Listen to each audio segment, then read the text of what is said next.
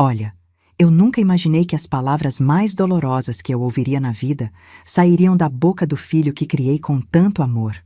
Mas na noite de ontem, quando meu filho Rodrigo levantou a mão para mim pela primeira vez e gritou bem na minha cara: "Você não passa de um peso morto, sua velha inútil", eu senti algo quebrar dentro de mim. Não foi só meu coração. Foi a última corda que me prendia àquela vida de submissão. Eu podia ter chorado, podia ter implorado, podia ter feito o que sempre fiz, engolir o desrespeito e fingir que estava tudo bem. Mas naquela noite, algo diferente aconteceu dentro de mim. Eu fiquei em silêncio absoluto. Um silêncio que ele confundiu com fraqueza. Um silêncio que ele interpretou como vitória dele. Na manhã seguinte, acordei às 5 da manhã e preparei um banquete. Sim, você ouviu direito. Um verdadeiro banquete. Fiz tudo que ele sempre adorou. Pernil assado com batatas, farofa especial, arroz à grega, salada completa, até aquele bolo de cenoura com cobertura de chocolate que ele pedia desde criança. A mesa estava impecável, com a toalha bordada que minha mãe me deu, os pratos bons que eu só usava em ocasiões especiais, taças de cristal brilhando. Quando Rodrigo desceu e viu aquela mesa farta, ele abriu um sorriso de canto de boca. Aquele sorriso arrogante de quem acha que conseguiu o que queria através da violência. "Você finalmente aprendeu, mãe. Era só isso que eu precisava. Um pouco de firmeza para você entender qual é o seu lugar nesta casa." Ele puxou a cadeira, sentou na cabeceira da mesa como se fosse o dono do mundo. Mas quando ele olhou para o outro lado da mesa e viu quem estava sentado ali, esperando por ele, o sorriso desapareceu do rosto dele tão rápido que até hoje me dá satisfação lembrar. O garfo caiu da mão dele. A cor sumiu do rosto. E pela primeira vez em anos, foi ele quem ficou sem palavras. Porque veja bem, tem coisas que a gente só descobre quando é tarde demais.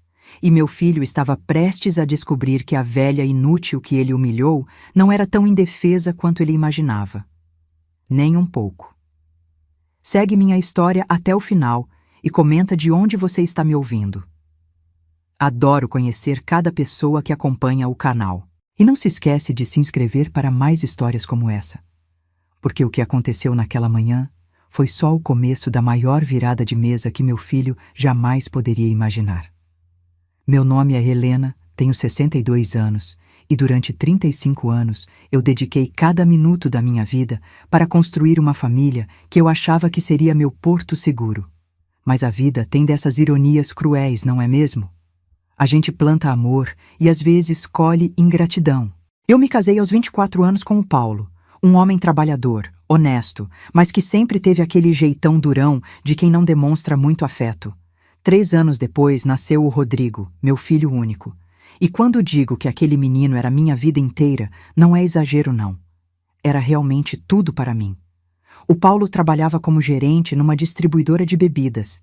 Ganhava bem, mas vivia na rua, sempre viajando, sempre com aquelas reuniões que duravam até tarde. Então quem criou o Rodrigo fui eu. Eu, sozinha. Acordava às 5 da manhã para preparar o café dele antes da escola, levava e buscava em todas as atividades, ajudava com lição de casa até altas horas, ficava acordada quando ele estava doente. Eu era mãe, pai, amiga, professora, tudo ao mesmo tempo. Abri mão de terminar minha faculdade de pedagogia quando engravidei. Na época, o Paulo disse que não precisava, que ele ganhava o suficiente, que meu lugar era cuidando da casa e do nosso filho. E eu aceitei, porque eu amava aquele homem e confiava nele completamente. Rodrigo cresceu mimado, não vou mentir. Tudo que ele pedia, eu dava um jeito de conseguir. Tênis de marca? Eu economizava no mercado e comprava. Videogame novo? Eu costurava para fora e juntava o dinheiro. Festas de aniversário? Eram sempre as mais bonitas da turma dele. Eu queria que meu filho tivesse tudo que eu não tive quando criança. Queria que ele se sentisse amado, valorizado, especial. Quando ele tinha 15 anos, meu mundo desabou. Descobri que o Paulo tinha uma amante havia mais de 5 anos. Uma colega de trabalho 20 anos mais nova que ele. Descobri da pior forma possível. Ela ligou no meu telefone fixo, pensando que eu já soubesse de tudo, querendo marcar um encontro para conversarmos civilizadamente sobre a separação. Civilizadamente. Você acredita? Confrontei o Paulo naquela mesma noite. E sabe o que ele disse? Helena, você se acomodou. Só pensa no Rodrigo. Eu preciso de uma mulher que me dê atenção, que cuide de mim também. Como se os 18 anos que eu dediquei a ele e ao filho dele não valessem nada. O divórcio foi rápido. Ele queria se livrar de mim para assumir a amante. Na partilha, fiquei com a casa onde a gente morava, um apartamento de 3 quartos em São Bernardo do Campo, zona sul de São Paulo. Não era grande coisa, mas era nosso lar. O Paulo ficou com o carro, as economias, e ainda conseguiu um acordo que pagava uma pensão mínima para o Rodrigo. Rodrigo tinha escolhido ficar comigo. Na época, achei que era porque ele me amava, porque reconhecia tudo que eu tinha feito por ele. Hoje eu sei que era só porque eu cuidava dele, lavava, passava, cozinhava, resolvia tudo. Eu era conveniente. Precisei voltar ao mercado de trabalho aos 42 anos, sem diploma, sem experiência recente. Consegui um emprego como auxiliar administrativa numa escola particular. O salário era baixo, mas dava para pagar as contas e continuar mantendo o Rodrigo na faculdade de administração que ele tanto queria fazer. Ele entrou na faculdade e eu trabalhava dobrado para pagar a mensalidade. Fazia faxina aos finais de semana nas casas de professores da escola onde eu trabalhava. Vendia cosméticos para as mães dos alunos, fazia bolos por encomenda. Tudo para que meu filho não precisasse trabalhar e pudesse focar nos estudos. Mãe, meus amigos não trabalham enquanto estudam. Eu preciso aproveitar essa fase, fazer networking, participar das festas da faculdade. Isso também é importante para o futuro. Ele me disse uma vez quando sugeri que ele arranjasse um estágio. E eu, trouxa, acreditei. Rodrigo se formou aos 24 anos. Mas conseguir emprego? Isso ele não conseguia, não. Sempre tinha uma desculpa. As empresas querem experiência, mas como eu vou ter experiência se ninguém me dá oportunidade? Ou, esse salário é muito baixo. Não vale a pena, mãe. Eu estudei tanto para ganhar uma miséria? Enquanto isso, eu continuava sustentando tudo. Conheceu a Bruna quando tinha 26 anos, uma menina bonita, bem vestida, que trabalhava como vendedora numa loja de roupas no shopping. No começo, eu fiquei até feliz. Pensei que ela pudesse ser uma boa influência, que talvez fizesse meu filho amadurecer, procurar um emprego de verdade. Eles namoraram 2 anos e decidiram se casar. E adivinhe quem bancou boa parte do casamento? Isso mesmo, eu. Gastei todas as minhas economias, até aquela reservinha que eu tinha guardado para uma emergência. Mãe, eu só vou casar uma vez na vida. Eu mereço um casamento bonito, o Rodrigo me disse. E lá fui eu de novo, fazendo hora extra, pegando mais trabalhos de faxina aos sábados, fazendo mais bolos e doces para vender. O casamento foi lindo, não vou negar. Mas 3 meses depois, eles estavam morando na minha casa. É só até a gente juntar dinheiro para o aluguel de um apartamento, mãe. Uns 6 meses no máximo, ele prometeu. 6 meses viraram 1 ano. 1 ano virou 2. E eu ali, cozinhando para os 2, lavando roupa do casal, limpando a bagunça que eles deixavam. A Bruna mal me dirigia a palavra. Tratava minha casa como se fosse um hotel. Deixava louça suja na pia, toalha molhada jogada no chão do banheiro, cabelo no ralo. E o Rodrigo? Defendia ela sempre. Mãe, a Bruna trabalha o dia inteiro, chega cansada, você está em casa, pode fazer essas coisas. Como se eu não trabalhasse também. Como se meu trabalho não valesse nada. E o pior é que eu engolia. Engolia porque não queria brigar com meu filho. Engolia porque tinha medo de perdê-lo. Engolia porque ainda tinha a esperança de que um dia ele reconheceria tudo que fiz por ele e mudaria. Mas a gota d'água ainda estava por vir. E quando ela caiu, foi um dilúvio. 2 anos se passaram com eles morando na minha casa. Rodrigo finalmente conseguiu um emprego, mas era naquelas empresas de marketing digital, dessas que prometem muito e pagam pouco. Mesmo assim, ele vivia se gabando.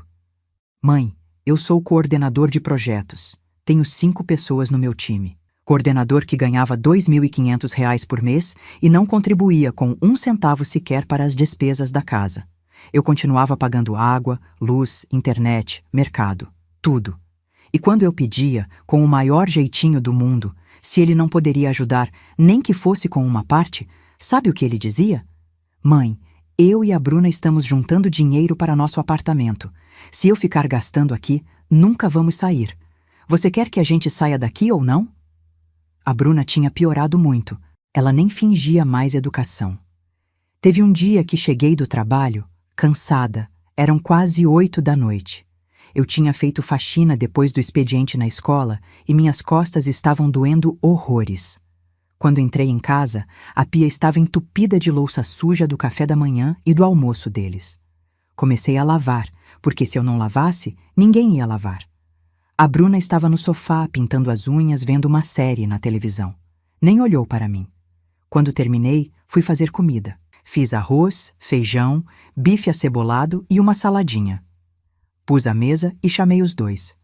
Sabe o que a Bruna disse? Ai, Helena, bife de novo? Você não cansa de fazer sempre a mesma coisa? Na casa da minha mãe a comida é mais variada. Engoli seco. Respirei fundo. Se você quiser fazer algo diferente, Bruna, a cozinha está à disposição. Eu respondi, tentando manter a calma. Ela revirou os olhos. Eu não tenho tempo para ficar cozinhando. Eu trabalho o dia inteiro. Como se eu não trabalhasse. Como se eu fosse a empregada da casa. E o Rodrigo? Ficou quieto, comendo e mexendo no celular, como se nada daquilo fosse com ele. As coisas foram piorando gradualmente. A Bruna começou a trazer as amigas dela para casa sem me avisar. Eu chegava do trabalho e tinha 3, 4 meninas na minha sala, com música alta, bebendo vinho, fazendo aquela bagunça. Uma vez, encontrei restos de pizza jogados no sofá, manchas de vinho no tapete que minha mãe tinha me dado de presente de casamento. Um tapete com valor sentimental enorme. Quando reclamei, a Bruna deu de ombros. Foi sem querer, Helena. Relaxa, é só um tapete velho mesmo. Velho. Ela chamou a herança da minha mãe de velha. Senti as lágrimas queimando nos olhos, mas não chorei na frente dela. Não ia dar esse gosto. Tentei conversar com o Rodrigo naquela noite. Filho, eu preciso que você fale com a Bruna. Essa casa é minha. Eu trabalho muito para manter tudo em ordem e eu mereço respeito. Sabe o que ele respondeu? Ah, mãe, você está exagerando. A Bruna é jovem. Ela gosta de se divertir. Você também já foi jovem, não foi? Ou já esqueceu? Jovem. Como se eu tivesse 1 milhão de anos. Como se com 58 anos, na época, eu já fosse uma múmia que não merecia consideração. A situação financeira também estava me sufocando. A conta de luz tinha triplicado porque a Bruna deixava o ar-condicionado ligado o dia inteiro no quarto deles. Eu não consigo dormir com calor, ela reclamava. A conta de internet tinha aumentado porque eles contrataram um pacote melhor, sem me consultar. Precisamos de mais velocidade para trabalhar de casa, o Rodrigo justificou. Trabalhar de casa. Ele que passava metade do dia jogando videogame. Teve uma manhã que eu estava na cozinha, preparando café, e escutei a Bruna falando no telefone com uma amiga. Ela estava no quarto, mas falava tão alto que eu conseguia ouvir tudo. Menina, é muito bom morar de graça.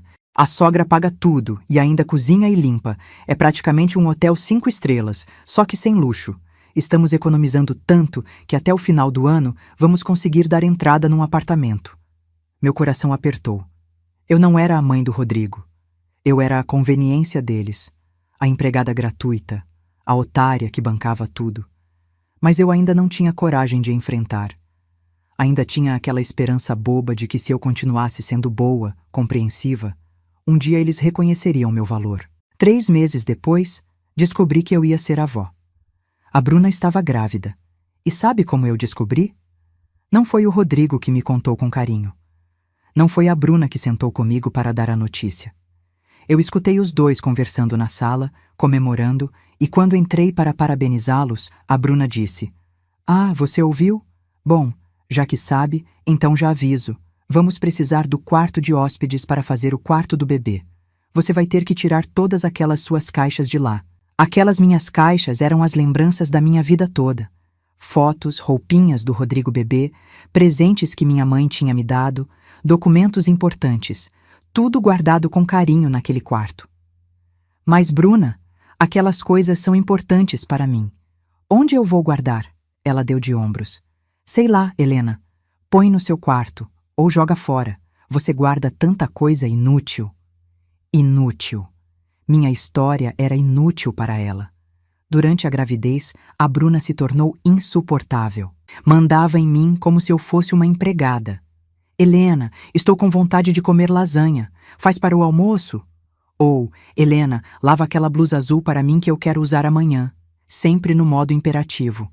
Nunca um, por favor. Nunca um, você poderia. E o Rodrigo? Ficava do lado dela sempre. Mãe, ela está grávida, está com hormônios alterados. Você precisa ter paciência. Minha neta, a Sofia, nasceu num dia de agosto, de manhã cedo. Foi parto normal. Tudo correu bem. Quando fui ao hospital conhecer minha netinha, senti meu coração encher de amor. Aquele bebezinho pequeno, rosadinho, perfeito.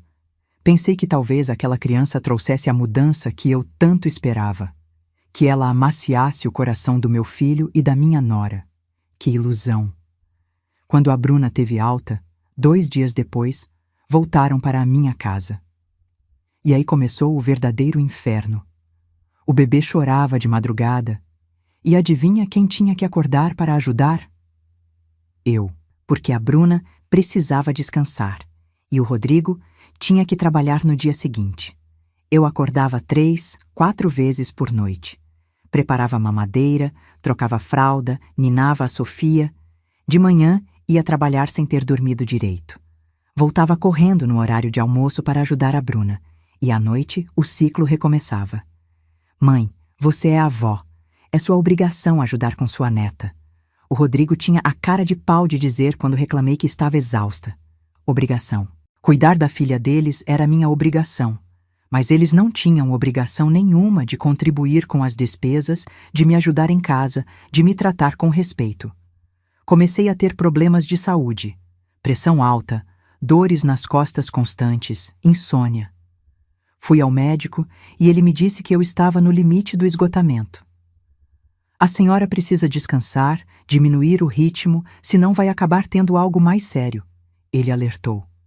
Quando contei isso em casa, sabe qual foi a reação? A Bruna suspirou irritada. Ai, Helena, todo mundo fica cansado. Eu também estou cansada e não fico reclamando. Ela estava cansada. Ela que dormia até tarde, que não trabalhava porque estava de licença maternidade, que tinha alguém fazendo tudo por ela. Ela estava cansada. Foi quando a Sofia completou 6 meses que as coisas atingiram um nível que eu nunca imaginei possível. Era um sábado à tarde. Eu tinha passado o dia inteiro limpando a casa. Tinha feito almoço, lavado roupa, cuidado da bebê de manhã para eles poderem dormir até tarde. Estava sentada no sofá, tentando descansar uns minutinhos. Minhas pernas estavam inchadas, minha cabeça doía. A Sofia estava no bebê conforto ao meu lado, dormindo. A Bruna entrou na sala, toda arrumada, maquiada, perfumada. Helena, eu e o Rodrigo vamos sair para jantar. Faz tempo que a gente não tem um momento a 2. Você cuida da Sofia, né? Não foi uma pergunta, foi uma afirmação, uma ordem. Bruna, eu estou muito cansada hoje. Não posso cuidar da bebê hoje à noite, eu disse. E pela primeira vez em muito tempo, tentei impor um limite. O rosto dela mudou completamente. Como assim você não pode? Você é a avó. É para isso que você serve. Serve. Essa foi a palavra que ela usou, como se eu fosse um objeto, uma ferramenta. Bruna, eu também sou uma pessoa. Eu também fico cansada. Vocês são os pais, a responsabilidade é de vocês. Tentei argumentar, sentindo minha voz tremer. Foi quando o Rodrigo apareceu. Que gritaria é essa? A Bruna foi logo contando a versão dela, chorosa, fazendo o papel de vítima. Seu filho, sua mãe, está se recusando a cuidar da própria neta. Como ela pode ser tão egoísta? E aí, pela primeira vez na vida, meu filho, aquele menino que eu criei com tanto amor, que eu sacrifiquei tudo para dar o melhor, olhou para mim com olhos cheios de raiva e disse: Mãe, Que decepção você está sendo! Eu te dou um teto, te sustento, e você não consegue fazer nem isso por mim? Ele te dou um teto, ele te sustento. A casa era minha, eu que pagava tudo. Mas, na cabeça distorcida dele, ele é que estava me fazendo um favor. Rodrigo, essa casa é minha, eu que pago todas as contas. Como você pode dizer que me dá um teto? Minha voz estava tremendo de indignação. Essa casa pode até estar no seu nome, mãe. Mas quem mandou você se separar do meu pai e ficar sem nada? Se você tivesse sido uma esposa melhor, não estaria nessa situação agora. Pronto. Ele tinha jogado na minha cara o divórcio, como se a traição do pai dele tivesse sido culpa minha. Como se eu tivesse merecido ser trocada. Fiquei em choque, sem palavras. Eles saíram, batendo a porta, e me deixaram ali com a bebê. Chorei aquela noite inteira. Chorei de dor, de raiva, de decepção. Chorei pelo filho que eu tinha perdido, mesmo ele estando vivo. Porque aquele homem egoísta, cruel, ingrato, não era mais o meu filho. Era um estranho morando na minha casa. Se você já passou ou está vivendo algo parecido, saiba que não está sozinha. Muitas de nós carregamos esse fardo em silêncio, achando que é amor. Mas não é. É abuso. Pensei seriamente em mandá-los embora. Mas tinha medo. Medo de ficar sozinha. Medo de perder a Sofia, de não ver minha neta crescer. Medo de ser a vilã da história se eu expulsasse um bebê de 6 meses da minha casa. Então engoli mais uma vez.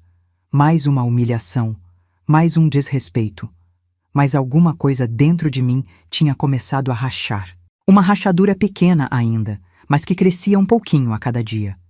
As coisas continuaram assim por mais 6 meses. Eu era a empregada, a babá, a cozinheira, a faxineira.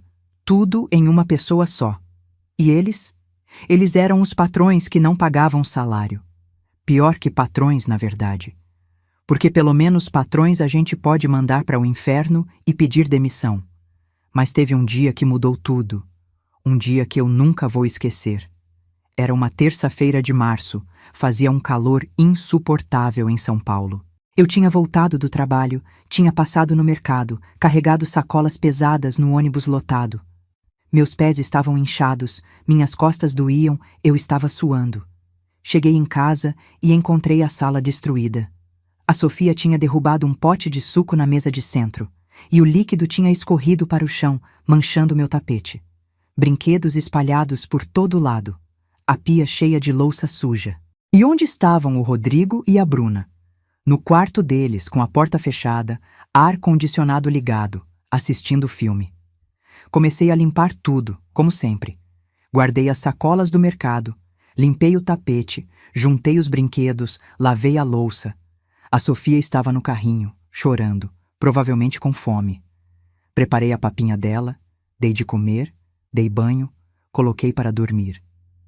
Quando terminei tudo, eram quase 9 da noite. Eu não tinha nem almoçado direito. Tinha comido uma bolacha no intervalo do trabalho e só. Fui fazer meu prato de comida, mas quando abri a geladeira, não tinha sobrado nada do almoço. Eles tinham comido tudo e não tinham deixado nem um pratinho para mim. Senti uma tontura, uma fraqueza. Apoiei na pia da cozinha e comecei a chorar baixinho, tentando não fazer barulho. Não queria que eles ouvissem e viessem com algum comentário maldoso. Foi nesse momento que o telefone tocou. Era um número que eu não conhecia. Atendi. Alô? Dona Helena? Aqui é o Dr. Maurício Andrade, do escritório Andrade e Associados Advocacia. A senhora tem um momento para conversarmos? Meu coração disparou. Pensei que fosse alguma dívida, algum problema. Sim, pode falar. Dona Helena, eu sou o advogado responsável pelo inventário da sua tia Leonor. Sinto muito pela perda. Sei que faz 3 meses que ela faleceu, mas só agora conseguimos localizar a senhora. A senhora é a única herdeira dela. Leonor. Minha tia Leonor. A irmã mais nova da minha mãe, que tinha ido morar em Curitiba havia mais de 30 anos. A gente tinha se distanciado com o tempo, com a correria da vida. Eu sabia que ela tinha falecido em dezembro, mas não tinha conseguido ir ao velório porque não tinha dinheiro para a passagem e estava com a Sofia pequena em casa. Herdeira? Perguntei confusa. Sim, senhora. Sua tia deixou tudo para a senhora. Um apartamento de 3 quartos no bairro Água Verde, em Curitiba, uma casa de veraneio em Guaratuba, no litoral, e um valor considerável em investimentos. Precisamos marcar uma reunião para acertar toda a documentação. Eu fiquei em silêncio. Não conseguia processar a informação. A tia Leonor nunca teve filhos, tinha enviuvado jovem e vivido sozinha durante muitos anos. Mas eu não fazia ideia de que ela tinha uma situação financeira boa assim. Dona Helena? A senhora está aí? Sim, sim. Desculpe. É que foi uma surpresa. Eu posso ir aí na semana que vem? Claro. Vou mandar o endereço do escritório por mensagem. Ah, e Dona Helena, só para a senhora ter uma ideia, os imóveis somados valem em torno de R$ 800 mil e tem mais 250 mil em aplicações financeiras. Sua tia era uma mulher muito cuidadosa com o dinheiro. Quando desliguei o telefone, minhas mãos estavam tremendo. Mais de R$ 1 milhão. Eu, que estava me matando de trabalhar, que não tinha dinheiro nem para uma roupa nova, que vivia contando centavos para conseguir pagar as contas. Eu tinha acabado de herdar mais de R$ 1 milhão. A primeira coisa que pensei foi: vou contar para o Rodrigo, ele vai ficar tão feliz. Mas quando estava indo para o quarto deles para dar a notícia, alguma coisa me segurou. Uma voz dentro da minha cabeça, bem clarinha, disse: não conta. Não ainda. Voltei para a cozinha. Sentei na mesinha pequena que tinha ali. Aquela mesinha onde eu sempre comia sozinha enquanto eles comiam na mesa de jantar. E comecei a pensar. Pensar de verdade, pela primeira vez em muito tempo. Se eu contasse para o Rodrigo sobre a herança, o que aconteceria? Ele e a Bruna iriam querer uma parte. Iam dizer que eu tinha a obrigação de dividir com eles, afinal de contas, ele era meu único filho. Iam me pressionar, me manipular, talvez até tentassem me enganar de alguma forma. E mesmo que eu não desse nada para eles, eles nunca mais sairiam da minha casa. Porque se eu tinha mais de R$ 1 milhão, eu podia sustentar todo mundo, não é mesmo? Na cabeça distorcida deles, eu teria a obrigação de bancar a vida boa deles para sempre. Naquela noite, não dormi. Fiquei deitada na minha cama, olhando para o teto, pensando, lembrando de cada humilhação, cada desrespeito, cada momento que eu engoli o choro e fingi que estava tudo bem. Lembrei da vez que a Bruna jogou fora uma planta que minha mãe tinha me dado porque estava ocupando espaço na varanda. Lembrei da vez que o Rodrigo esqueceu meu aniversário e quando eu comentei, ele disse: aniversário é coisa de criança, mãe, supera. Lembrei de todas as vezes que trabalhei doente porque não podia faltar, porque precisava do dinheiro para pagar as contas que eles geravam. E foi ali, naquela noite, olhando para o teto do meu quarto, na casa que era minha, mas onde eu me sentia uma estranha, que alguma coisa mudou dentro de mim. Não foi uma mudança suave, não. Foi como um clique, sabe? Como se um interruptor tivesse sido acionado. Eu não era mais a Helena que aceitava qualquer coisa. Eu não era mais a Helena que tinha medo de ficar sozinha. Eu tinha recursos agora. Eu tinha opções. E mais importante, eu tinha dignidade. Uma dignidade que eu tinha esquecido que existia, mas que estava ali, só esperando para ser resgatada. Na manhã seguinte, acordei mais cedo que o normal. Tomei café, arrumei minhas coisas e pedi um dia de folga no trabalho. Tinha algumas folgas acumuladas e precisava resolver assuntos urgentes. Peguei um ônibus para o centro de São Paulo e fui até um escritório de advocacia que uma colega de trabalho tinha me recomendado meses atrás, quando eu tinha comentado sobre minha situação em casa. O advogado, Dr. Renato, um senhor de uns 50 anos, me recebeu com atenção. Contei tudo, absolutamente tudo. Desde o começo, desde quando o Rodrigo nasceu até a situação atual. Ele me ouviu em silêncio, fazendo anotações.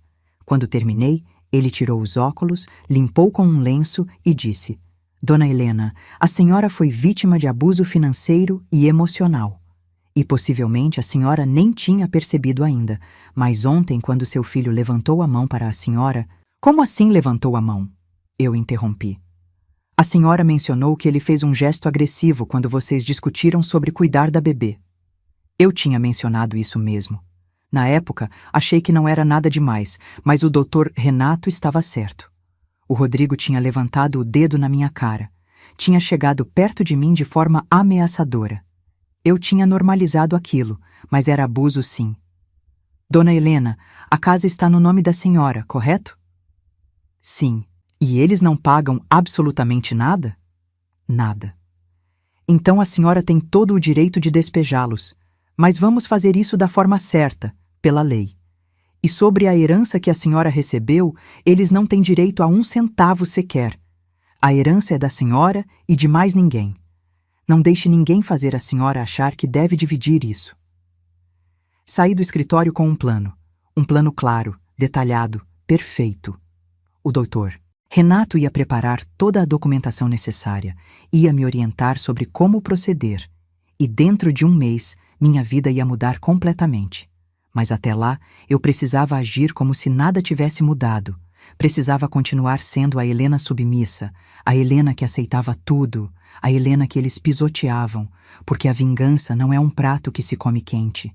A vingança é um prato que se serve gelado, bem gelado, com planejamento e inteligência. Voltei para casa naquela tarde e continuei minha rotina. Cozinhei, limpei, cuidei da Sofia. Mas por dentro, eu estava diferente. Por dentro, eu estava sorrindo. Porque eu sabia algo que eles não sabiam. Eu tinha poder, eu tinha recursos e eu tinha um plano. Naquela noite, depois que todo mundo dormiu, fui até meu quarto e abri o notebook velho que eu tinha guardado na gaveta. Comecei a fazer pesquisas. Procurei apartamentos em Curitiba, no bairro Água Verde. Vi fotos da casa de praia em Guaratuba. Li sobre como funcionavam os investimentos financeiros. Entrei em grupos de mulheres de 50 e 60 anos que tinham recomeçado a vida. Li dezenas de histórias de mulheres que tinham sido desrespeitadas, que tinham sido tratadas como capachos, mas que tinham dado a volta por cima. E cada história que eu lia acendia uma chama maior dentro de mim. Não era raiva, não era ódio, era determinação. Era amor próprio. Era a certeza absoluta de que eu merecia coisa melhor, de que eu tinha valor, de que eu não ia morrer sendo escrava de gente que não me valorizava.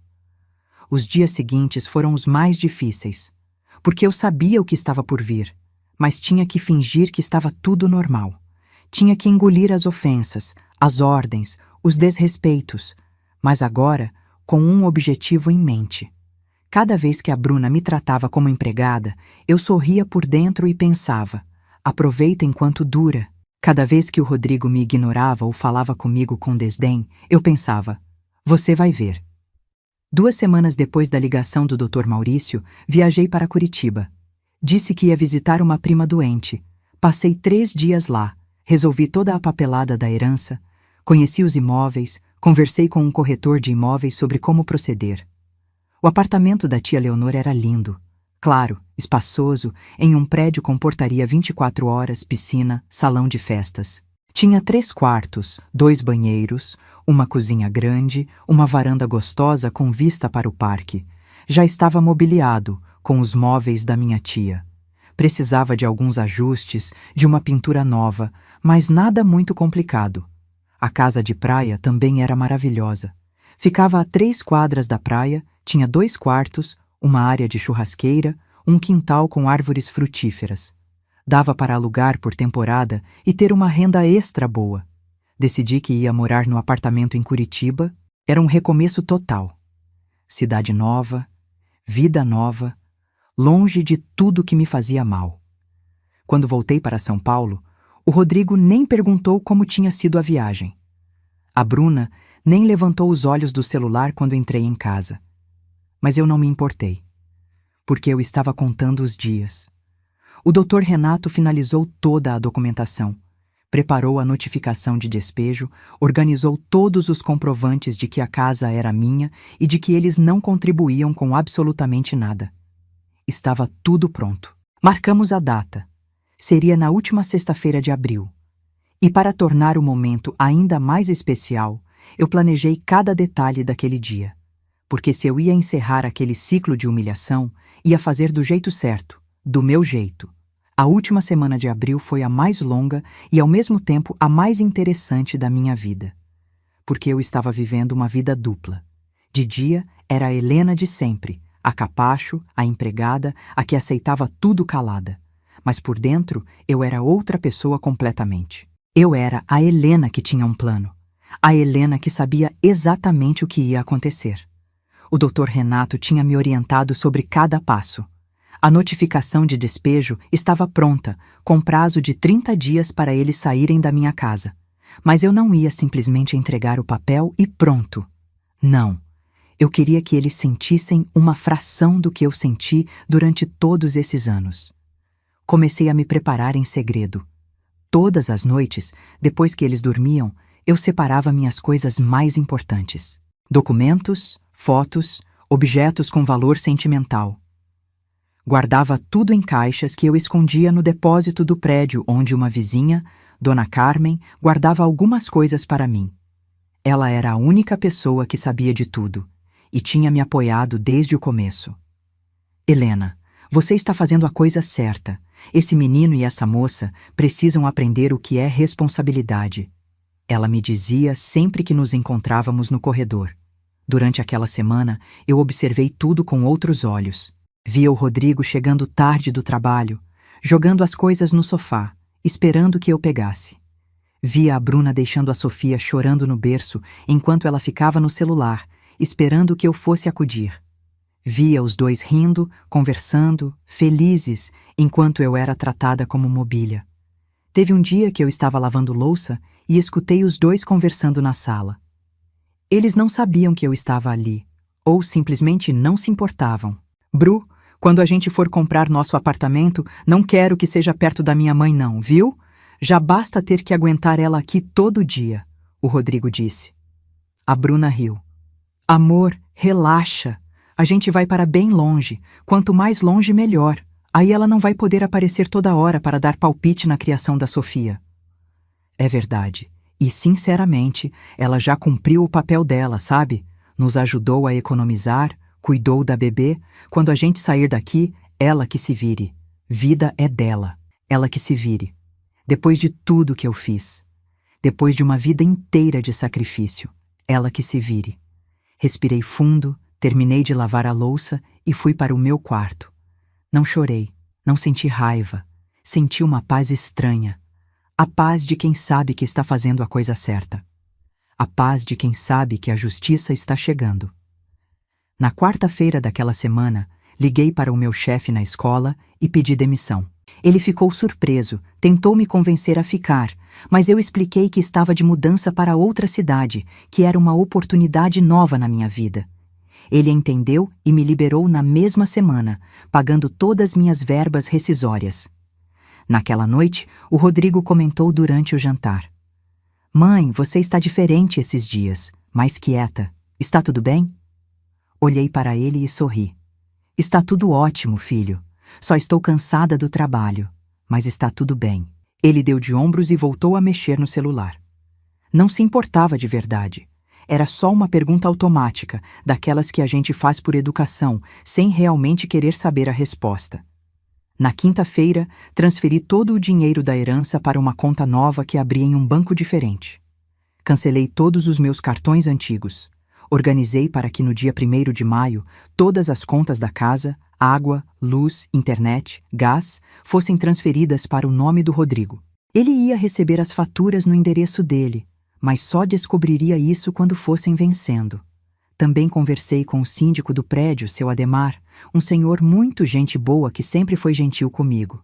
Contei toda a situação e avisei que na sexta-feira eu estaria entregando uma notificação de despejo para meu filho e minha nora. Dona Helena, a senhora está fazendo o certo.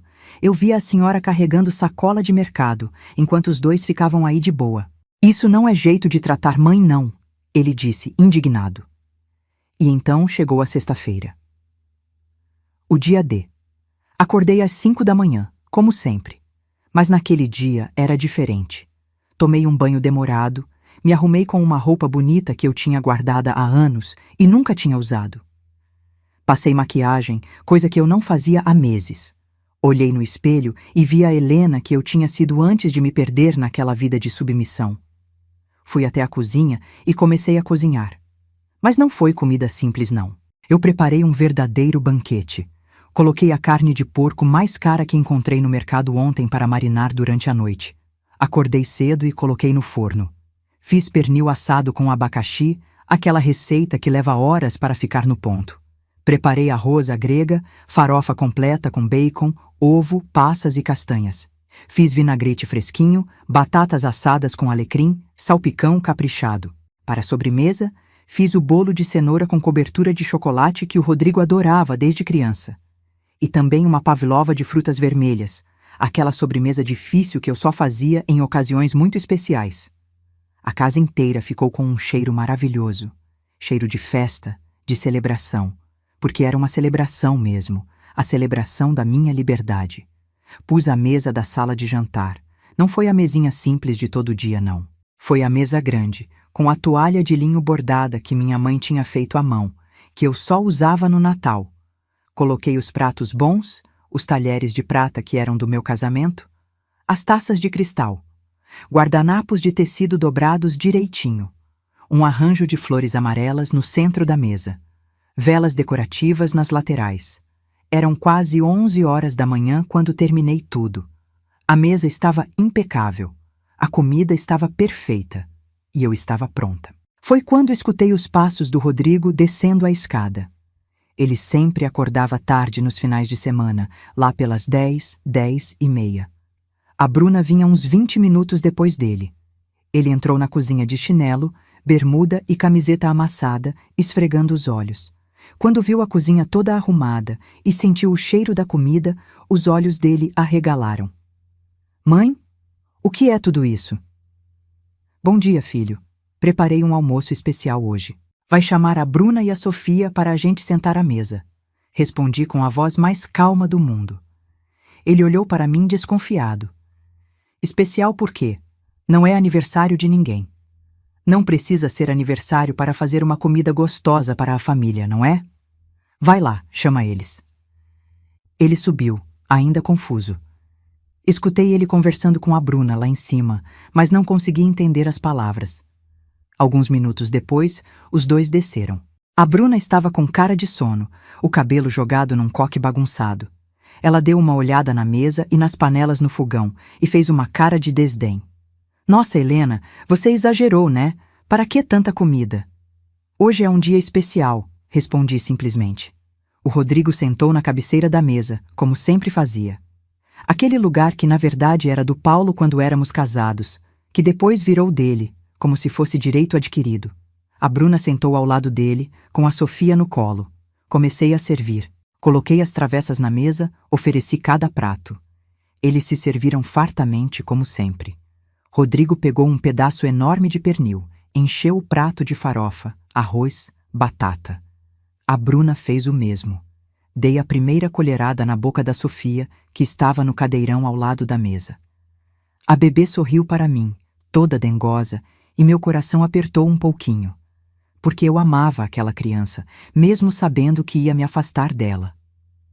Foi quando escutei a chave girando na fechadura da porta da frente. O Rodrigo levantou os olhos do prato, mastigando. Quem é? Deve ser a pessoa que eu chamei para almoçar com a gente, respondi tranquilamente. A porta se abriu e entrou o Dr. Renato, meu advogado, com uma pasta preta embaixo do braço. Ele estava de terno cinza, gravata azul marinho, sapato preto brilhando. Tinha uma postura séria, profissional, imponente. Logo atrás dele entrou o Paulo. Isso mesmo, meu ex-marido, o pai do Rodrigo. Ele estava mais velho, cabelos grisalhos, barriga um pouco maior, mas ainda era o mesmo Paulo de sempre. O garfo caiu da mão do Rodrigo. Ele ficou pálido, completamente pálido. A Bruna parou de mastigar e ficou olhando para os dois homens com a boca entreaberta. Mãe, o que está acontecendo aqui? A voz do Rodrigo estava trêmula. Eu me sentei calmamente na minha cadeira, do outro lado da mesa. Olhei para o meu filho nos olhos, com uma tranquilidade que eu não sabia que tinha dentro de mim, e disse: Senta, Paulo. Senta, Dr. Renato. Vocês também fazem parte dessa conversa. O Paulo puxou uma cadeira e sentou, meio sem graça. Ele não olhava para o Rodrigo, mantinha os olhos baixos. O Dr. Renato ficou de pé ao meu lado, colocou a pasta na mesa. Rodrigo, Bruna, eu chamei vocês para esse almoço porque preciso dar algumas notícias importantes. E achei que seria adequado fazer isso com todo mundo presente, inclusive seu pai. Mãe, que história é essa? Por que o pai está aqui? Vocês nem se falam há anos. O Rodrigo estava visivelmente nervoso agora. É verdade, a gente não se falava, mas eu liguei para ele semana passada e tivemos uma conversa muito esclarecedora. Não foi, Paulo? Paulo limpou a garganta. Foi, Helena. Uma conversa necessária. A Bruna olhava de um para outro, completamente perdida. Alguém pode explicar o que está acontecendo aqui? Peguei a xícara de café que tinha preparado para mim, tomei um gole e comecei. Vou explicar tudinho, pode deixar. Mas primeiro, Rodrigo, eu quero que você se lembre de ontem à noite. Você se lembra do que me disse quando eu pedi para você me ajudar a trocar a lâmpada da cozinha que queimou? Ele franziu a testa, tentando lembrar.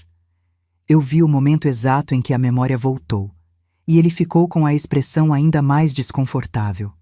Era isso. O momento tinha chegado. E eu estava pronta para virar a mesa de uma vez por todas. O silêncio na sala era ensurdecedor. Só se ouvia o tic-tac do relógio de parede e a respiração pesada do Rodrigo. Ele estava tentando lembrar do que tinha me dito ontem à noite. E eu via no rosto dele o momento exato em que a memória voltou. Mãe, eu estava cansado, estressado com o trabalho. Eu não quis dizer aquilo daquele jeito.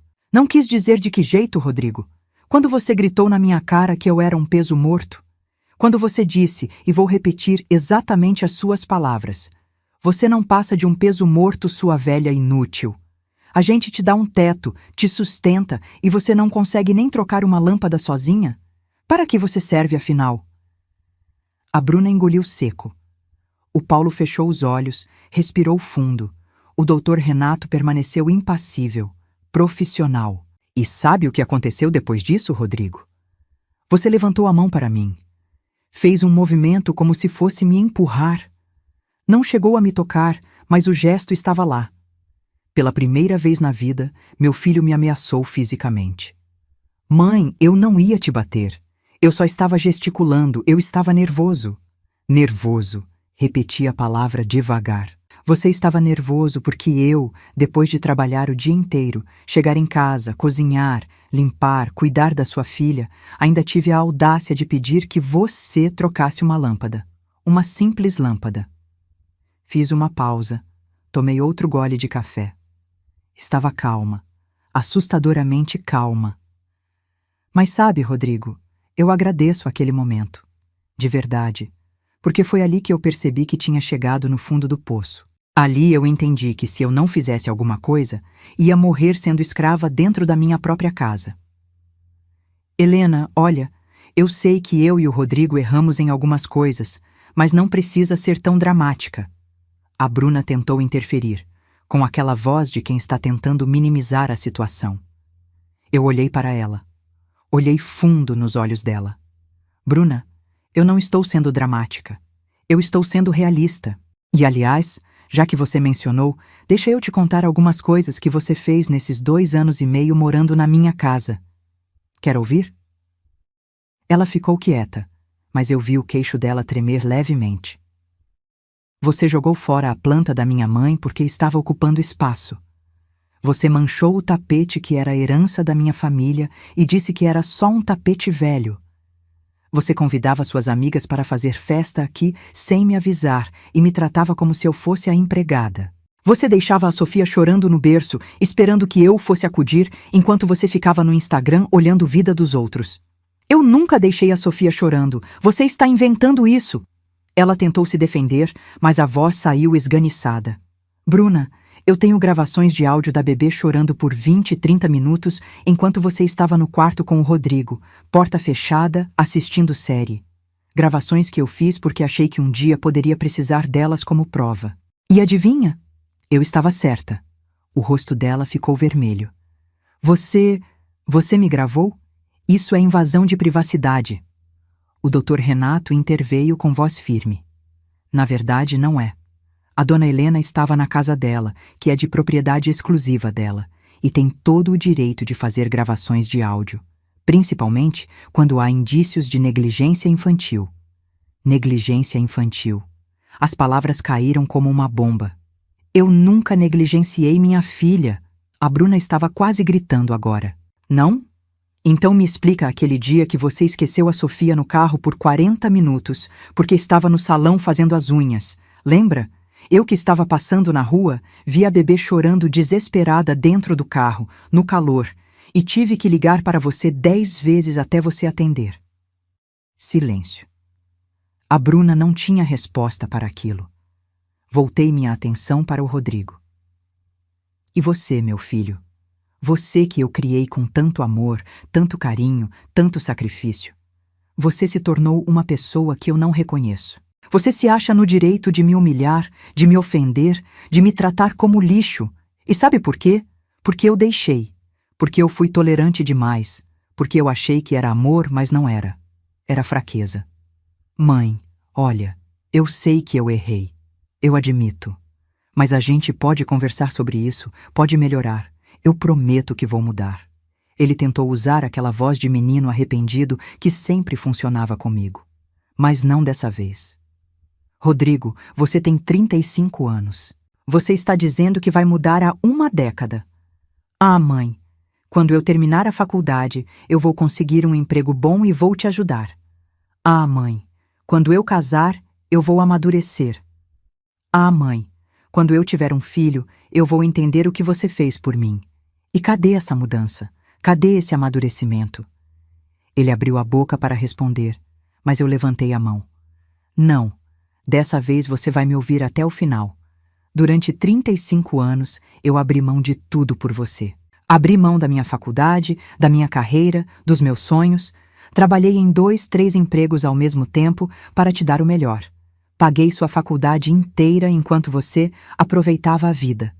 Paguei seu casamento com o dinheiro que eu tinha guardado para a minha velhice. E o que eu recebi em troca? Desrespeito, humilhação, abuso. Vi uma lágrima escorrer no rosto do Paulo. Ele estava me ouvindo em silêncio com a cabeça baixa. E você, Paulo? Eu me virei para ele. Você tem sua parcela de culpa nisso tudo. Porque você criou um filho que acha que as mulheres existem para servir os homens. Você que sempre tratou o lar como hotel, sempre esperando que eu resolvesse tudo, nunca ajudando em nada. O Rodrigo aprendeu com você que homem não faz trabalho de casa, que homem não cuida de filho, que isso é obrigação da mulher. Paulo levantou os olhos, vermelhos. Helena, você está certa. Eu fui um péssimo marido e um pai ainda pior. E eu vim aqui hoje porque você me ligou e me contou tudo que o Rodrigo anda fazendo com você. E eu fiquei enojado. Enojado de ver que meu filho virou o mesmo tipo de homem que eu fui. Ou pior. Rodrigo olhou para o pai, incrédulo. Pai? Você veio aqui para ficar do lado dela contra mim? Eu vim aqui porque sua mãe me pediu. E porque eu devo pelo menos isso a ela depois de tudo que eu fiz. Rodrigo, você precisa ouvir o que ela tem para dizer. E você precisa assumir a responsabilidade pela merda que você fez. Nunca tinha ouvido o Paulo falar assim. Tão direto, tão firme. Respirei fundo. Era a hora da parte mais importante. Rodrigo, Bruna, o Dr. Renato vai entregar agora para vocês uma notificação de despejo. Vocês têm 30 dias para sair da minha casa. Claque. O Dr. Renato abriu a pasta e colocou 2 envelopes em cima da mesa, um na frente do Rodrigo e outro na frente da Bruna. O quê? O Rodrigo levantou da cadeira tão rápido que a cadeira quase caiu para trás. Você está me expulsando da minha própria casa? Da sua casa? Eu ri. Foi uma risada curta, seca. Rodrigo, essa casa nunca foi sua. Essa casa está no meu nome. Eu que pago todas as contas. Água, luz, internet, IPTU, condomínio, mercado. Tudo. Vocês 2 não contribuem com 1 centavo sequer. Vocês são apenas hóspedes. E hóspedes mal educados. Diga-se de passagem. Mas eu sou seu filho. Você não pode fazer isso comigo. Ele estava alterado agora, vermelho, gesticulando.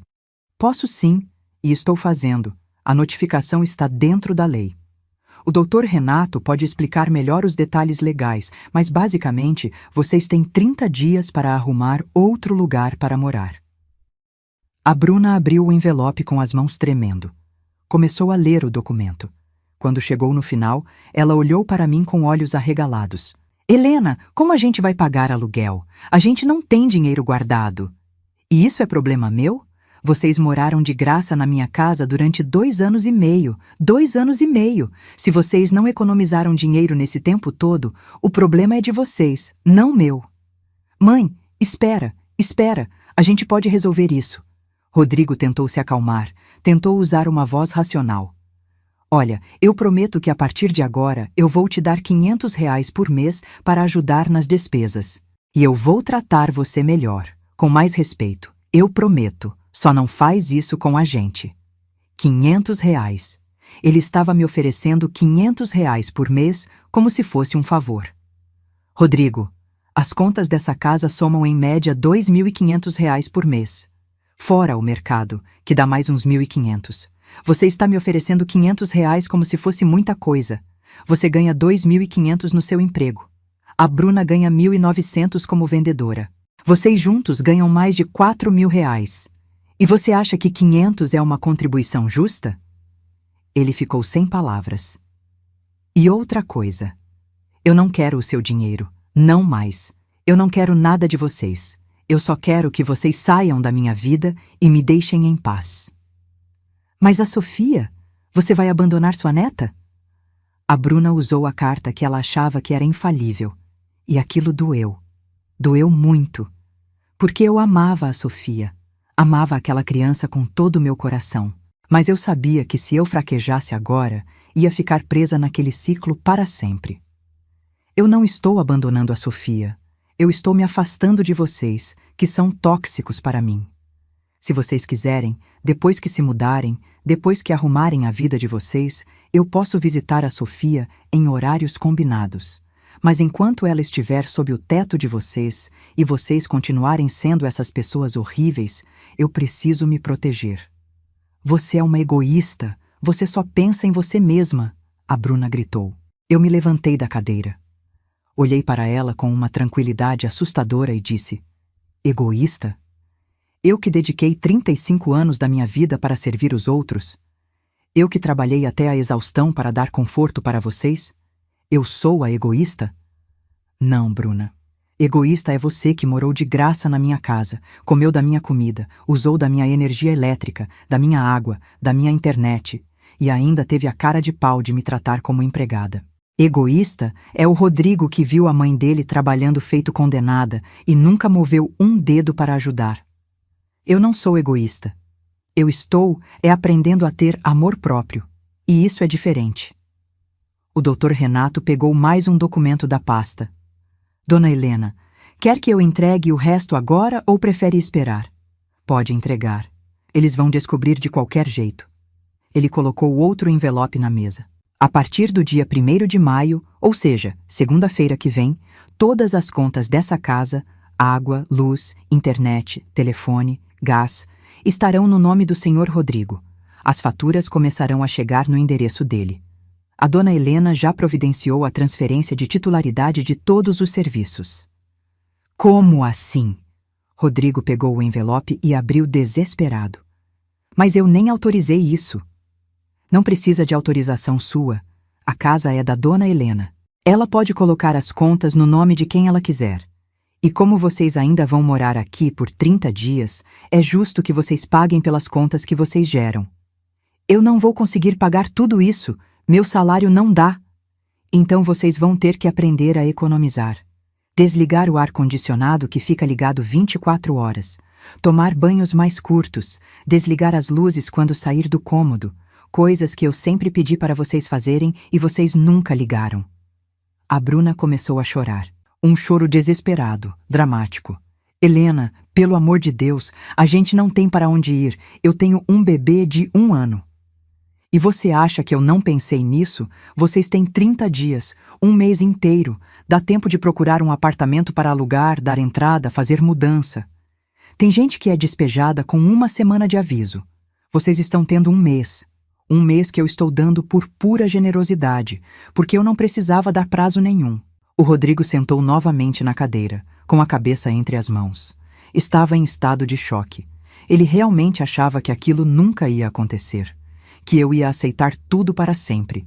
Foi quando o Paulo falou, pela primeira vez, dirigindo-se diretamente ao filho. Rodrigo, você está recebendo agora as consequências das suas ações. E sabe o que mais? Você não pode pedir nada para mim também, porque eu não vou te ajudar financeiramente. Sua mãe me contou tudo, tudo mesmo. E eu fiquei enojado de ver o que você se tornou. Um homem que bate na mãe. Eu não bati nela, Rodrigo gritou. Você levantou a mão, você ameaçou. Isso é agressão. Mesmo que você não tenha tocado nela, o gesto estava lá.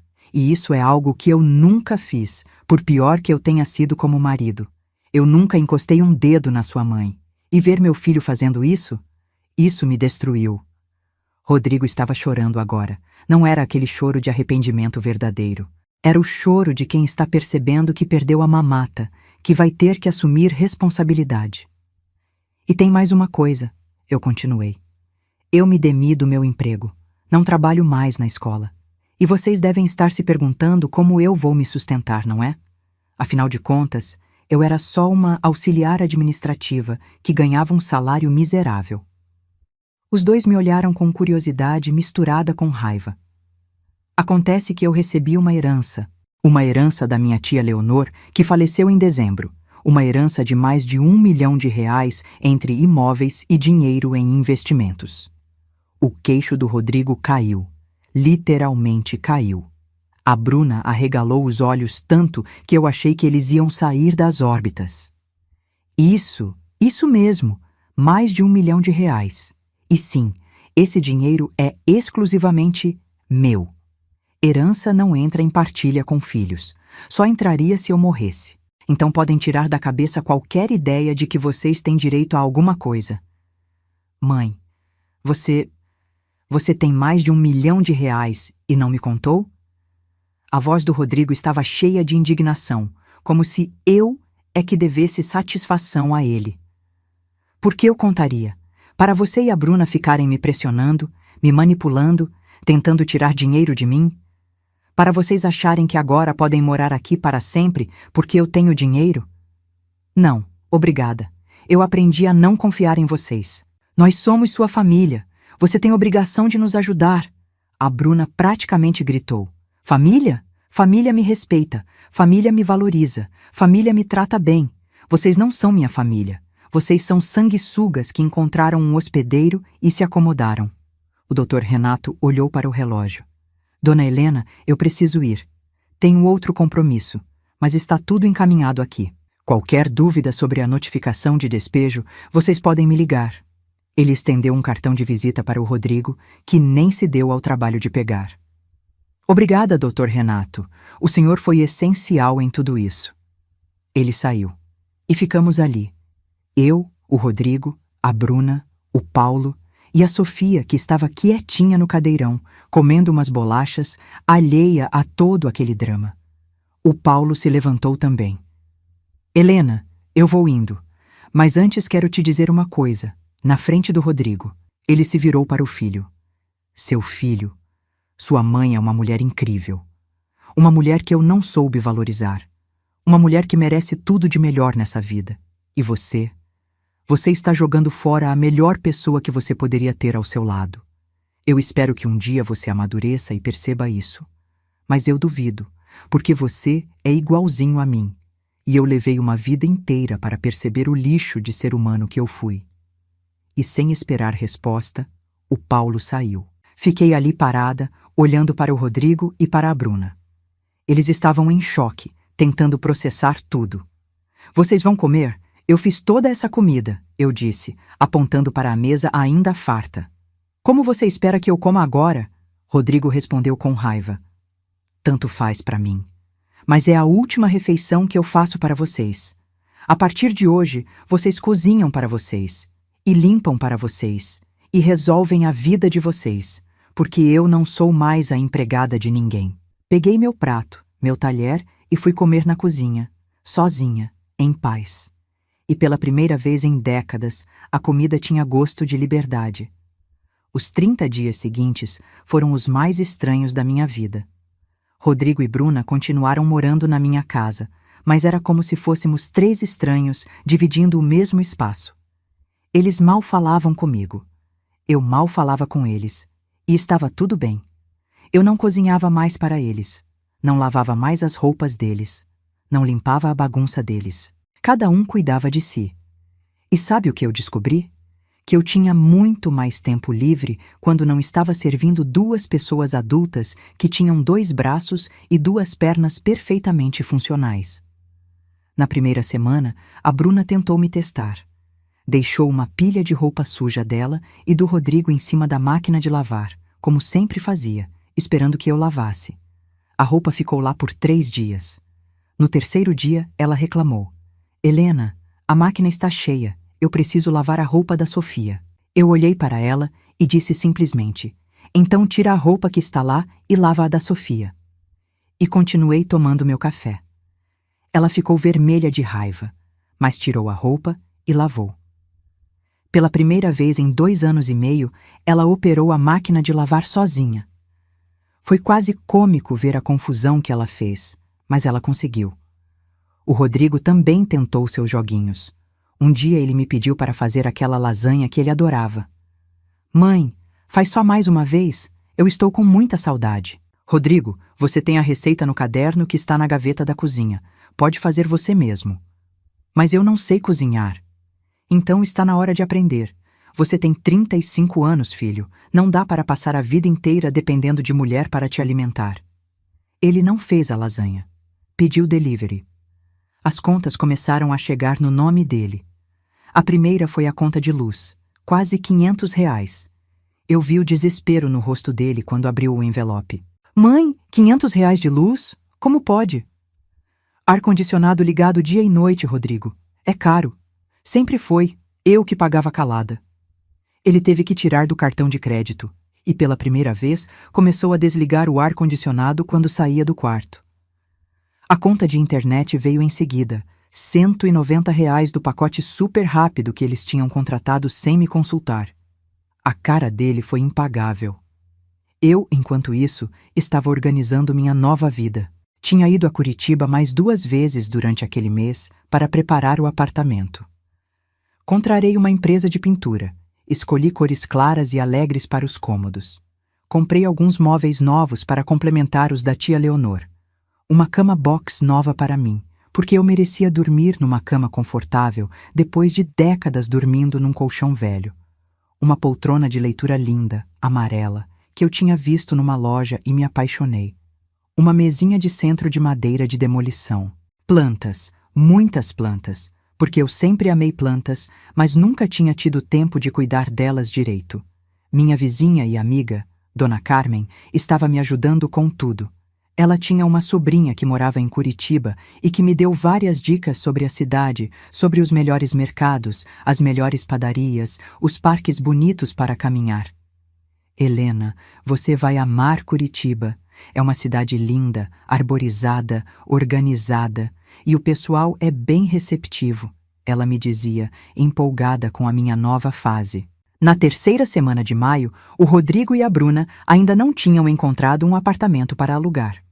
Ou melhor, tinham encontrado vários, mas todos muito caros, ou muito longe, ou muito pequenos. A verdade é que eles estavam em negação, achando que no último minuto eu ia voltar atrás, ia ter pena, ia deixar eles ficarem. Foi quando a Bruna veio conversar comigo. Ela estava com os olhos vermelhos, tinha chorado. Sentou na beirada do sofá onde eu estava lendo um livro. Helena, eu preciso conversar com você.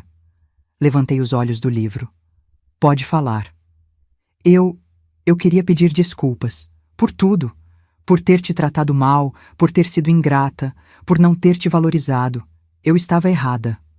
A voz dela saía em pedacinhos, com pausas, como se cada palavra custasse. Fechei o livro e olhei para ela.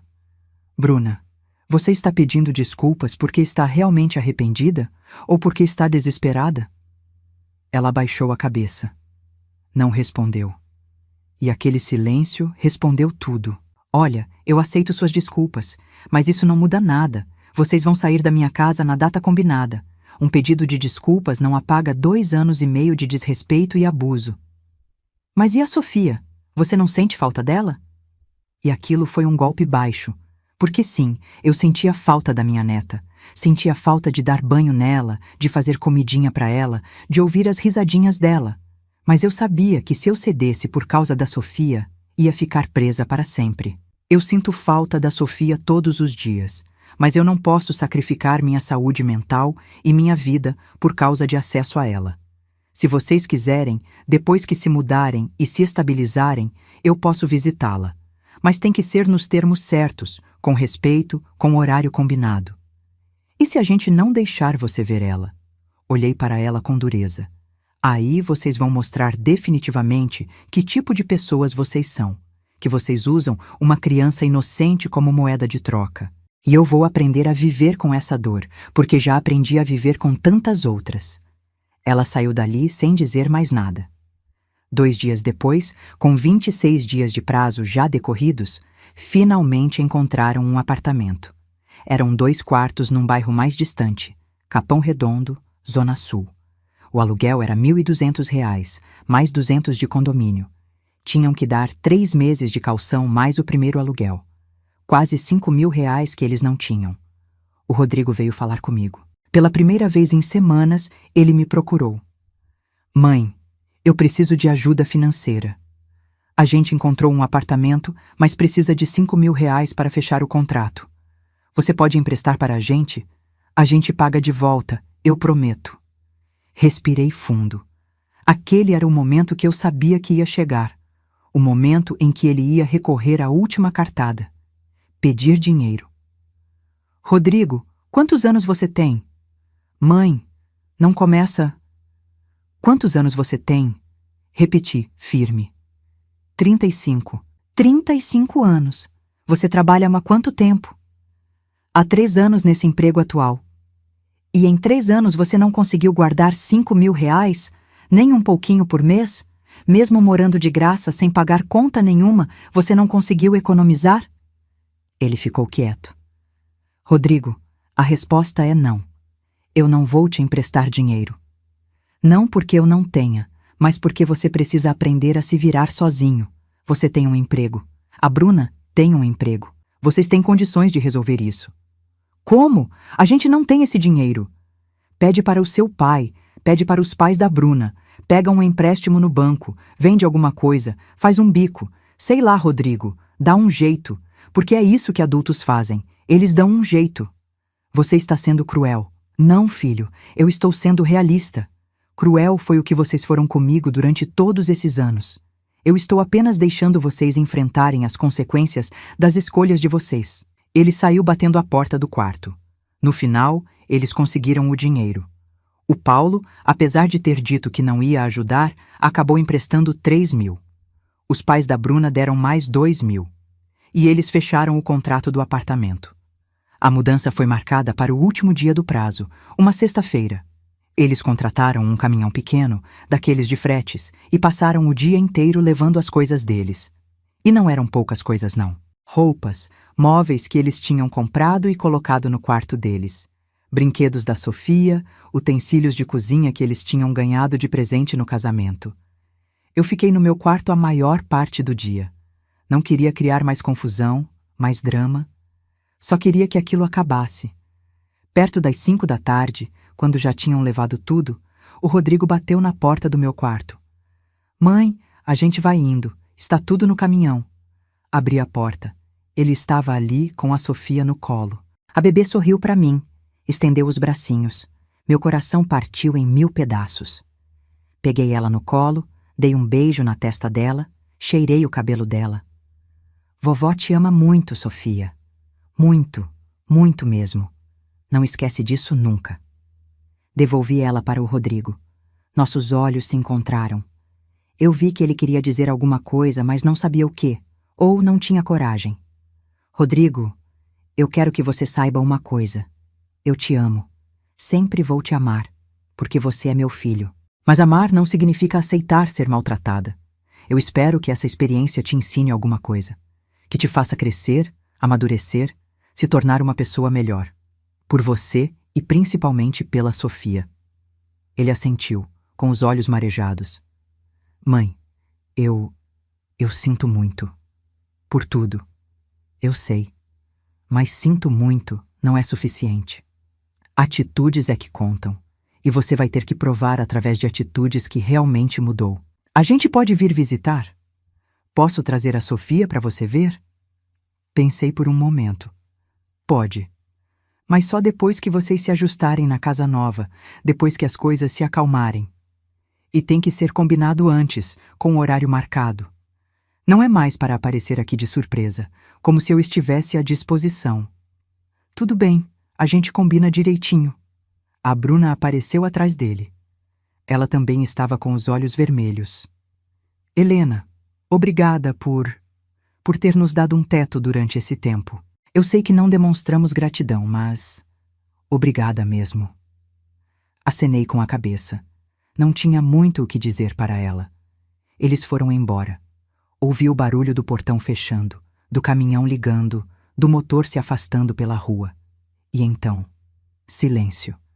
Um silêncio absoluto, completo, maravilhoso. Caminhei pela casa vazia. Entrei no quarto que tinha sido deles. Estava vazio, apenas algumas marcas na parede onde tinham pendurado quadros. Abri a janela, deixei o ar fresco entrar. Fui até a sala. Sentei no sofá, olhei em volta. Minha casa. Finalmente, completamente, inteiramente minha. E chorei. Chorei muito. Não de tristeza, não de arrependimento. Chorei de alívio. Chorei de libertação. Chorei porque pela primeira vez em décadas eu tinha escolhido a mim mesma. Na semana seguinte, comecei a preparar minha mudança para Curitiba. Separei o que ia levar, o que ia doar, o que ia vender. Não precisava de muita coisa. Queria começar de novo, leve, sem peso do passado. Dona Carmen me ajudou a organizar tudo. Fizemos uma venda de garagem e consegui vender vários móveis velhos. O dinheiro eu doei para uma instituição de caridade que abrigava mulheres vítimas de violência doméstica. Coloquei minha casa em São Bernardo para alugar. Um casal jovem, recém-casado, se interessou. Gente boa, trabalhadora. Fechei um contrato de 3 anos com eles, com um aluguel de R$ 1.800 por mês. Mais uma fonte de renda para mim.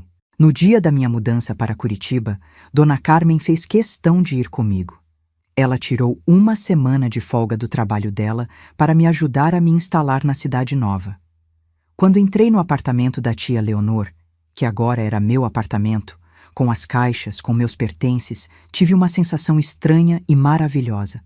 Era a sensação de estar em casa, de verdade. Não num lugar onde eu servia os outros, mas num lugar que era genuinamente meu. Passei os primeiros dias organizando tudo, colocando as roupas no armário, arrumando os livros na estante nova que tinha comprado, pendurando os quadros nas paredes. Cada detalhe era escolhido por mim, para mim, do jeito que eu gostava. Comprei plantas e coloquei na varanda. Samambaias, orquídeas, suculentas. Comprei uma mesinha e 2 cadeiras para a varanda, onde eu tomava café da manhã todas as manhãs, olhando para o parque em frente. Comecei a explorar a cidade. Descobri uma padaria linda a 3 quadras de casa, onde faziam um pão na chapa delicioso. Encontrei uma feira orgânica aos sábados, onde comprava frutas e verduras fresquinhas. Conheci o Parque Barigui, onde comecei a caminhar todas as tardes. Fiz amizade com algumas vizinhas do prédio. Dona Irene, uma senhora de 70 anos viúva, que tinha um poodle chamado Frederico. Ela me convidou para tomar chá na casa dela e viramos amigas imediatas. A Patrícia, uma mulher de 50 anos, divorciada, que trabalhava como arquiteta. Ela tinha uma história parecida com a minha, de um casamento abusivo do qual tinha se libertado. Helena, você vai ver que a vida depois dos 50 pode ser maravilhosa quando a gente se permite viver para a gente mesma, ela me dizia. E ela estava certa. Comecei a fazer coisas que nunca tinha feito antes. Me inscrevi numa aula de pintura em tela num ateliê perto de casa. Descobri que tinha jeito para aquilo, que gostava de misturar cores, de criar. Entrei para um grupo de leitura na biblioteca do bairro. A cada 15 dias, nos reuníamos para discutir um livro diferente. Voltei a estudar. Me matriculei num curso online de gestão financeira, porque agora eu tinha uma herança considerável e queria aprender a administrar esse dinheiro direito. Descobri que investimentos não eram esse bicho de 7 cabeças que eu achava, que com um pouco de estudo e orientação adequada, eu conseguia fazer meu dinheiro render.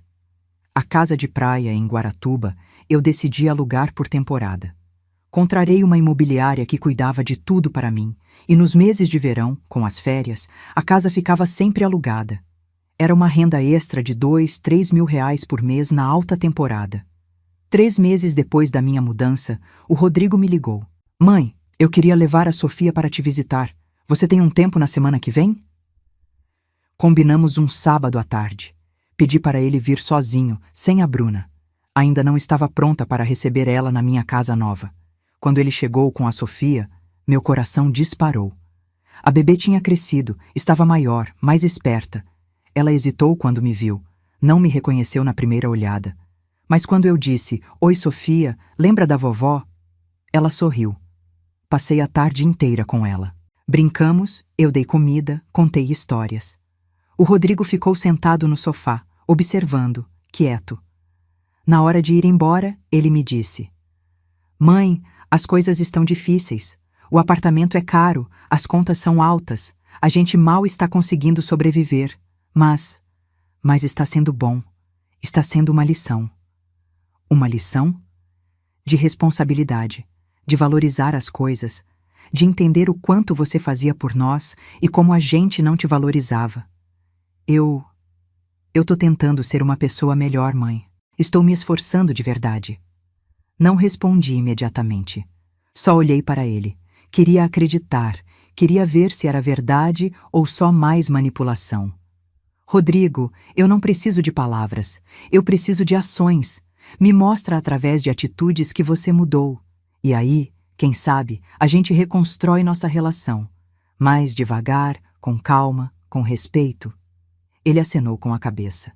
Depois que eles foram embora, sentei na minha poltrona amarela, olhando pela janela. O sol estava se pondo, pintando o céu de laranja e rosa. Peguei meu celular e abri o grupo de WhatsApp que eu tinha criado com Dona Carmen, Dona Irene e Patrícia, meu novo círculo de amigas. Escrevi: Meninas, hoje foi um dia especial. Vi minha neta. E sabe o que percebi? Que é possível amar alguém de longe sem se destruir no processo. As respostas vieram rápidas. Dona Carmen: Helena, você está inspirando todas nós. Sua história é de superação pura. Dona Irene: Querida, você floresceu. Quando te conheci há 3 meses, você parecia uma flor murcha. Hoje você é um jardim inteiro. Patrícia: E pensar que tem mulheres que morrem sem nunca ter a coragem de dar esse passo. Você é guerreira. Sorri. Levantei, fui até a cozinha, preparei um chá de camomila com mel. Coloquei numa xícara bonita, dessas de porcelana com florzinhas, que eu tinha comprado numa lojinha vintage. Sentei na varanda, com meu chá, com meu cobertor de lã nos ombros, porque em Curitiba as noites eram frescas mesmo no verão. E ali, naquele momento de paz absoluta, eu entendi que tinha feito a coisa certa. Tinha doído? Tinha. Tinha sido fácil? De jeito nenhum. Tinha valido a pena? Cada segundo. Porque pela primeira vez, em mais de 60 anos de vida, eu estava vivendo para mim. Não para um marido, não para um filho, não para ninguém além de mim mesma. E sabe o que eu descobri? Descobri que eu era uma ótima companhia para mim mesma. Descobri que eu tinha sonhos, desejos, vontades que tinham ficado enterrados durante décadas. Descobri que não era tarde demais para recomeçar. Aos 62 anos, eu estava tendo a juventude que nunca tive aos 20, a liberdade que nunca tive aos 30, a independência que nunca tive aos 40. Estava vivendo, de verdade, pela primeira vez. E para qualquer mulher que esteja me ouvindo agora, que esteja passando por algo parecido, que esteja sendo desrespeitada, humilhada, diminuída pela própria família, eu quero dizer uma coisa. Você não é obrigada a aceitar migalhas de quem você deu o pão inteiro. Você não é obrigada a se sacrificar até não sobrar nada de você. Você não é obrigada a ser capacho só porque é mãe, esposa, filha, irmã. Você tem o direito de ter dignidade, de ser respeitada, de ser valorizada. E se as pessoas ao seu redor não te dão isso, você tem o direito de se afastar, mesmo que sejam seus filhos, mesmo que seja sua família. Amor próprio não é egoísmo, é sobrevivência, é justiça, é dar a si mesma o que você sempre deu aos outros e nunca recebeu de volta. Eu passei a vida inteira sendo forte para os outros. Agora eu estou sendo forte para mim. E não tem sensação melhor no mundo. Minha história não terminou naquele banquete. Ela recomeçou. E está sendo escrita todos os dias, com cada escolha que eu faço pensando no meu bem-estar, na minha felicidade, na minha paz. Se você está numa situação parecida, saiba, nunca é tarde para recomeçar. Nunca é tarde para escolher você mesma. Nunca é tarde para viver a vida que você merece. E você que está me ouvindo, responde aqui nos comentários. O que você faria no meu lugar? Já passou por algo parecido? Conhece alguém que viveu uma situação assim? Compartilhe a sua história, porque quando a gente divide nossas experiências, a gente ajuda outras mulheres a não se sentirem sozinhas. Hoje, quando olho para trás, não sinto raiva, não sinto ódio. Sinto gratidão. Gratidão por ter tido a coragem de mudar. Gratidão por ter descoberto o meu valor. Gratidão por estar viva, saudável, livre. E se um dia o Rodrigo realmente mudar, se ele realmente se tornar a pessoa que eu sempre sonhei que ele fosse, a porta da minha casa e do meu coração estará aberta. Mas nos meus termos. Com respeito, com dignidade, com limites claros. Porque eu aprendi que ensinar as pessoas a te tratarem bem começa com você se tratando bem. Começa com você se respeitando. Começa com você dizendo não quando precisa dizer não. E essa é a minha história. A história de uma mulher que escolheu ela mesma depois de uma vida inteira escolhendo os outros. Uma história que está só começando. Porque aos 62 anos, eu descobri que a vida pode ser linda quando você tem coragem de viver ela do seu jeito.